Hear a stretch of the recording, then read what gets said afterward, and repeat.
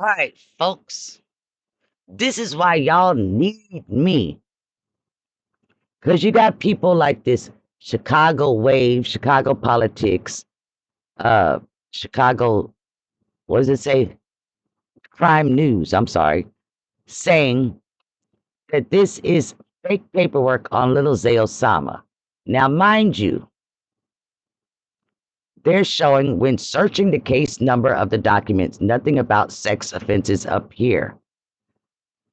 Okay, that's the case number right there.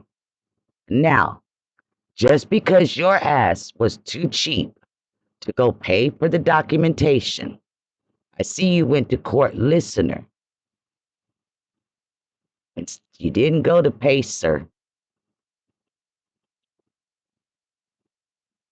You went to court listener. It says docket ID, blah, blah, blah.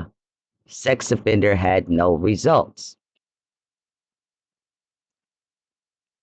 The check on the box number 6 appeared on a completely separate document, and the words sex, child abuse, minor, etc.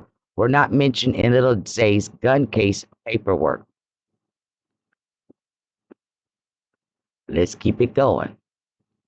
That's his original indictment. Oh, that's the forfeit. I'm sorry, that's the forfeit document for his stuff. Yes, that is the case number, supervised release, 1 year. Now, what you're not doing is you're not scrolling down. Look, folks, right here, page 3 of 7. So let's go there.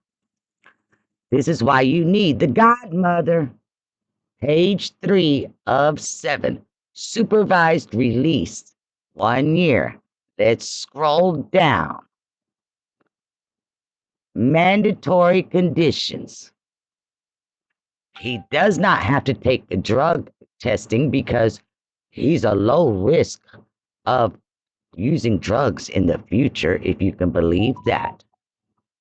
And it says you must comply with the requirements of sex offender registration and notification as directed by the probation officer, the Bureau of Prisons, or any state sex offender registration agency in the location where you reside, work, or a student and were convicted of a qualifying offense. So he was not convicted of this in New York, and New York is letting him know you were convicted of it where you're going to be living.